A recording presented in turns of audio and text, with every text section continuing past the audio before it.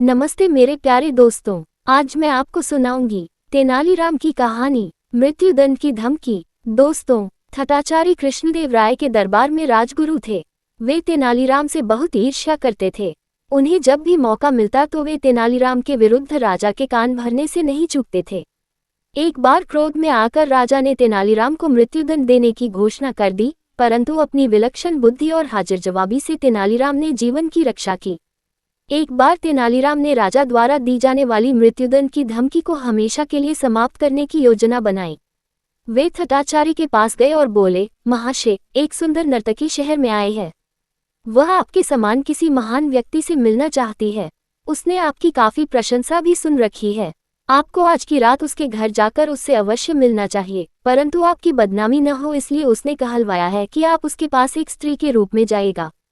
थटाचारी तेनालीराम की बातों से सहमत हो गए।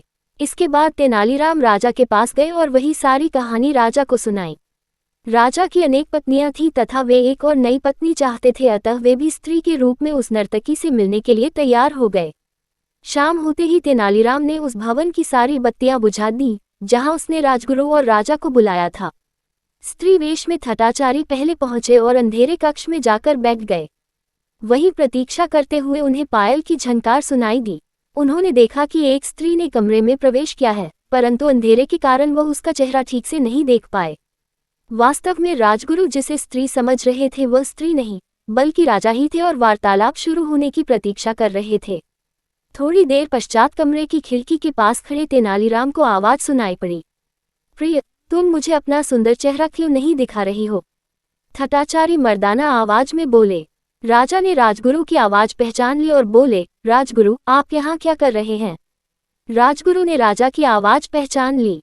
शीघ्र ही वे दोनों समझ गए कि तेनालीराम ने उन्हें मूर्ख बनाया है। दोनों ने कक्ष से बाहर आने का प्रयास किया, परंतु तेनालीराम ने द्वार बाहर से बंद कर उस पर ताला लगा दिया था। वह खिकी से चिल्लाया, यदि आप दोनों यह वचन दें कि भविष्य में कभी मृत्युदंड देने की धमकी नहीं देंगे तो मैं दरवाजा खोल दूंगा। महाराज को तेनालीराम के इस दुस्साहस पर बहुत ही क्रोध आया, पर इस परिस्थिति में दोनों अंधकार में कक्ष में असहाय थे और तेनालीराम की इस हरकत का उसे मजा भी नहीं चखा सकते थे।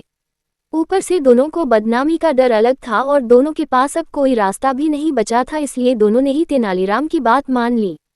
धन्यवाद दोस्तों, वीडियो को लाइक करें और अपनी राय कमेंट बॉक्स में ज़रूर दें, और हाँ, चैनल को सब्सक्राइब भी कर लें ताकि आपको हमारे सारे अपडेट्स मिलते रहें।